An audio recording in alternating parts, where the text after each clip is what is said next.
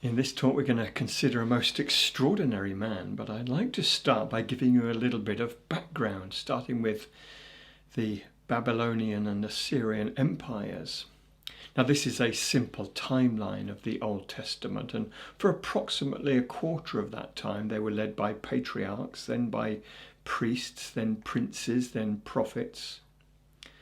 Just here, the brutal Assyrian Empire, 200 years before our story, had taken away the 10 northern tribes of Israel. Now the Assyrians were based here in Nineveh, and they dominated the nations and the people around them, including a brutal domination of the people of this city based just here, Babylon. They were relatively near neighbours. Now 7 years before Daniel was taken into exile by the Babylonians rose up against this hated enemy of the Assyrians, and they got into Nineveh through water cisterns in a crack in the Nineveh walls, and they burnt that ancient city to the ground. It was a great shock, as the Assyrians seemed to be invincible, or were perceived as much. They were finally overrun by the Babylonian king Nebuchadnezzar I. Now just a few short years later, on the throne is his son Nebuchadnezzar II, who is the Nebuchadnezzar of our story. What happened was this. In 609 BC, Nebuchadnezzar II defeated the Egyptian pharaoh in a battle at this place. This place is called Megiddo. In Hebrew it's known as Ha-Megiddo, or Armageddon as we've come to call it.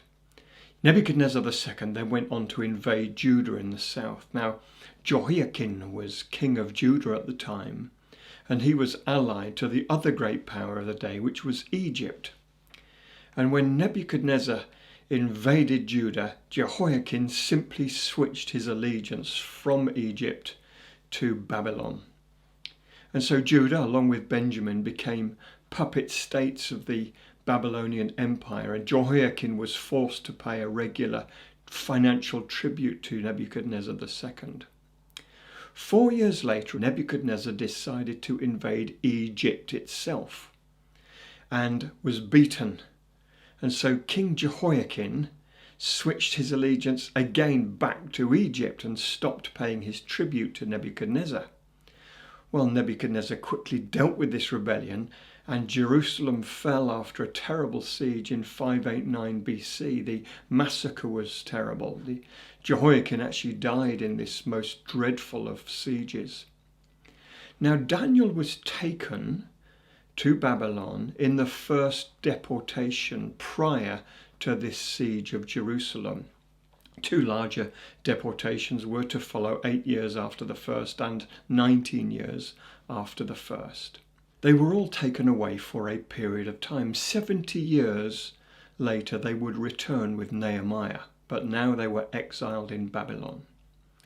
Most Jews did not return, by the way, and there was a Jewish community in Iraq until the 1940s, and indeed the wise men that came to see Jesus at his birth probably came from this group. Now I also want to remind us that God planned this exile, and he raised up Babylon to do this. Don't forget that just 40 years earlier, under the king Manasseh, Israel did not worship their God. They worshipped every other vile Canaanite god, but not Yahweh. Yahweh had been completely forgotten until Manasseh's grandson Josiah, at the age of 26, rediscovered the law of Moses, just 15 short years before Daniel was taken. And it was because of this awful infidelity that God removed them from the land, as the prophet Jeremiah had said to Judah that God would do. Now Daniel was taken as a youth, and he was a youth who was part of the Jewish nobility. He lived in Jerusalem. In Judaism, by the way, and in the Hebrew Bible and in Jesus' Bible, Daniel is not a prophet. And the book of Daniel is not in the section of the Bible called the prophets. Interestingly, the book of Joshua and Judges, Samuel and Kings is in the prophet section of the Hebrew Bible and Jesus' Bible. And the Greeks wrongly called those books history books, but they're not. You get a lot more out of Kings if you read it as prophetic. And that means to learn how God thinks and how God acts from these books. Learn what God's like from these books. But Daniel, however, is to be found in the writings section of the Bible. It does contain some remarkable prophecies. And we can all prophesy, but we're not all prophets. He was never called a prophet in the Bible, interestingly. Daniel was of David's royal family. He was good looking, we're told. Otherwise they were not taken. He was renowned for his wisdom and his righteousness at a very early age and his steadfastness to his God. When he got to Babylon, he was renamed as Belteshazzar, which means Bel's prince. Bel was the ruling god in the Babylonian pantheon of gods. He would often faint and grow weak and go pale after he received a vision from God, and sometimes it would take him many days to recover.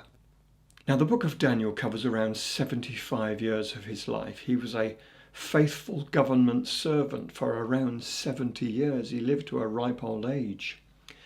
Let's take a look at another player in our story, Nebuchadnezzar. His name means, O God Nabu. Nabu was another Babylonian god. He was the longest ruling and the most powerful of the ancient Babylonian monarchs.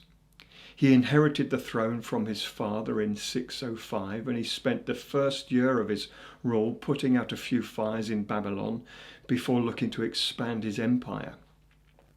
Babylon was an extraordinary city, as you can see in these photos of the ancient ruins. Today it forms the largest archaeological site on earth. It was vast.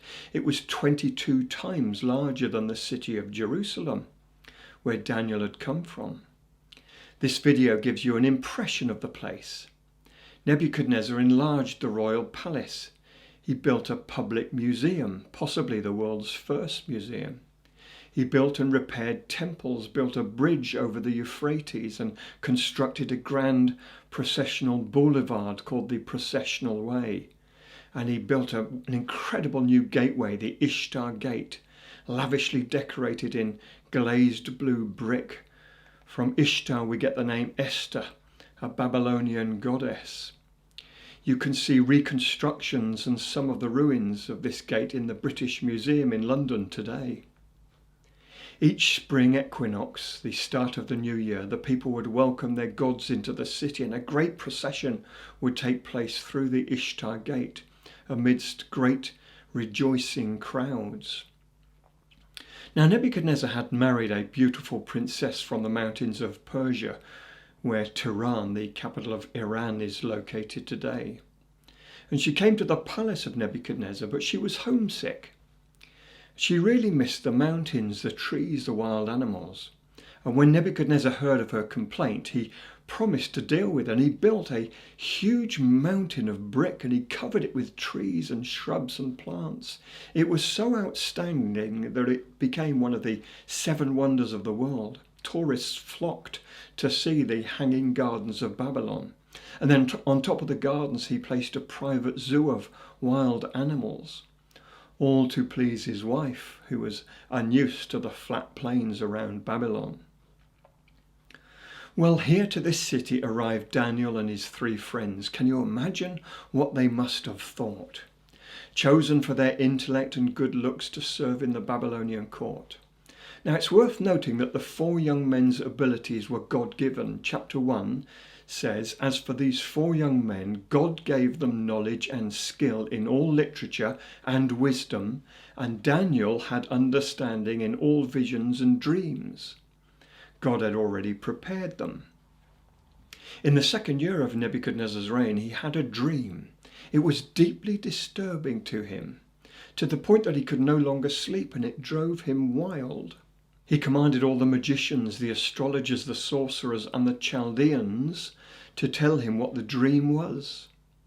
Now, the Chaldeans were based here. Abraham came from Chaldea, Ur of the Chaldees. By now they had become known for their astrology and their witchcraft. King, tell us your dream, the Chaldeans said, and we will give you the interpretation. Well, the king was cruel, but he was not stupid. No, So that you don't deceive me, you must tell me both the dream and the interpretation. If not, all of you will be cut down and executed. There is not a man on earth who can tell the king's dreams. No king has ever asked such things of any magician, astrologer, or Chaldean, they replied.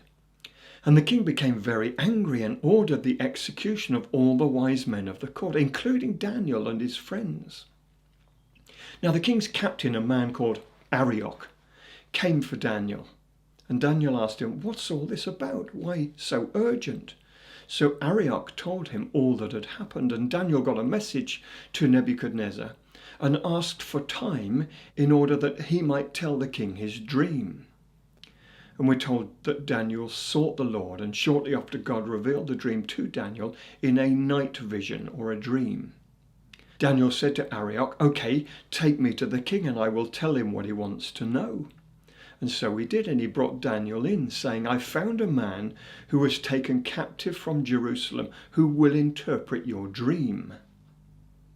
And Daniel said this to the king: "What you have demanded the wise men, the astrologers, the magicians and the Chaldeans to do, they could not give, but there is a God in heaven," an important phrase, I'm going to come back to it later, "who reveals secrets and has made known to you what will happen in future days. This is your dream," he told the king. "You, O king, were watching, and behold, a great image whose splendor was excellent stood before you, and its form was awesome. This image's head was of fine gold, its chest and arms of silver, its belly and thighs of bronze, its legs of iron, its feet partly of iron and partly of clay. You watched while a stone was cut out without hands, which struck the image on its feet of iron and clay and broke them into pieces. Then the iron and the clay and the bronze and the silver and the gold were crushed together and became like chaff from the summer threshing floors. The wind carried them away so that no trace of them was found. And the stone that struck the image became a great mountain and filled the whole earth." Immediately he said, "Now I will tell you what this means. The God of heaven has given you a kingdom. He's given them into your hands and has made you ruler over them all. You are the head of gold. But after you shall arise another kingdom inferior to yours." Now this did happen. The Medes and the Persians came along, but without the splendor of Babylon. "And then another will come along," he said, "a third kingdom of bronze, which shall rule over all the earth." Now this too happened as described. Alexander the Great and the Greeks annihilated the Persians. Daniel continued, "And a fourth kingdom shall be as strong as iron, inasmuch as iron breaks, shatters everything. And like iron that crushes, that kingdom will crush all others. You saw the feet of toes made partly of clay and partly of iron. The kingdom shall be divided like this. And as the toes of the feet were partly of iron and partly of clay, so the kingdom shall be partly strong and partly fragile." And so it was with the Roman Empire. That would crush all others, but an empire that would eventually divide into two legs, being ruled both from Rome in the west and Constantinople, modern-day Istanbul, in the east. And Daniel continued, "In the days of these kings, the God of heaven will set up a kingdom which shall never be destroyed. It shall stand forever. As you saw that the stone was cut out of the mountain without hands, and that it broke the iron, the bronze, the clay, the silver, and the gold, the great God has made known to the king what will happen to pass after this. The dream is certain, and its interpretation is sure."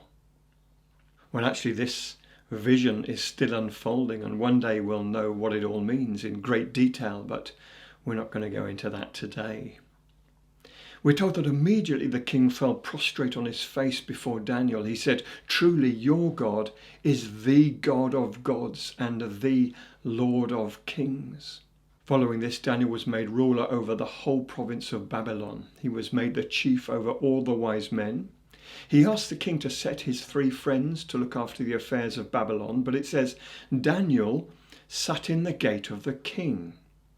That is the chief justice looking after the courts of justice. You know that Daniel's various predictions were to come to pass in extraordinary detail, so accurate that many scholars have decided that Daniel is mythical. How could such miracles occur? And that some biblical theologians would say this is utterly tragic. You know, there have been schools of higher criticism, they're called, have risen up in the 1800s and 1900s that deny the supernatural ability of God. I tell you this, they neither know God's word nor do they know his ability. Our God is a supernatural God, a God who can, choose to, and does intervene in the affairs of men and women. A God who can and does answer the prayers of a righteous person. A God who is more than capable of speaking about the future. Now Daniel was to serve for some 60 or 70 years in Babylon. He served under 4 different kings, and now years later the third of those kings, Darius, was on the throne. He was made king at the age of 62. He made an aging Daniel one of 3 governors over the whole kingdom. And Daniel distinguished himself above all others, and they hated him for it, and they sought to bring him down. And so, at the age of around 80 years, he was trapped and forced to disobey the king by choosing to worship the God of Israel, Yahweh. You know, our Sunday school pictures are of a young man being thrown to the lions, but he was actually a very old man. And God had great mercy on him that day. Assuming him dead, the king mourned and wailed for Daniel, and he was delighted the next morning to hear the call from the pit, "O king, live forever. My God has sent his angels and shut the lions' mouths so that they have not hurt me, because I was found innocent before him. And also, O king, I have done no wrong before you." The king was delighted. Listen to the king's word. He said, "I make a decree that in every dominion of my kingdom men must tremble and fear before the God of Daniel, for he is the living God and the steadfast one forever. His kingdom is the one which shall not be destroyed, and his dominion shall endure to the end. He delivers and rescues, and he works signs and wonders in heaven and on earth. Who has delivered Daniel from the power of the lions." Extraordinary. Let me start to wrap up. What can we learn from this? Let me come back to that phrase of Daniel's to Nebuchadnezzar. "There is a God in heaven," he declared. Now this is very important, and listen to me carefully, folks. Troubled times are always an opportunity to demonstrate this. There is a God in heaven. When Christians die, it should be a time when people say, look how their God has given them peace through this. See how they do not fear death. When a Christian loses a job, what an opportunity for our family and friends to say, look at how this God of theirs has given them peace in this situation. Look how they keep up their good cheer. When a Christian faces any trouble, we either reflect well on God or badly, but one way or another, we do testify something. You know, we were never promised freedom from trouble. Indeed, we were promised great trouble by Jesus. But Jesus said, "Be of good cheer, for I have overcome trouble." And our response to trouble will be a witness one way or another. Let's make sure it's a good one.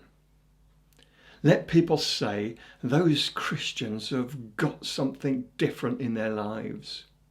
I want what they've got. Let's be great ambassadors for our Saviour, our hero, when times aren't so good as well as when times are good. Some people might just have the same response as Nebuchadnezzar had and fall down prostrate before God and declare, "Truly, you are God." Not only that, but it reminded the Jews, of those that were in exile, that there was a God in heaven, that God was with them. And I'd like to remind us that we serve a God who is with us. We too are in exile. Peter calls us sojourners and exiles. This is not our home. Sometimes we need reminding that God is with us. There is a God who never lets his people go.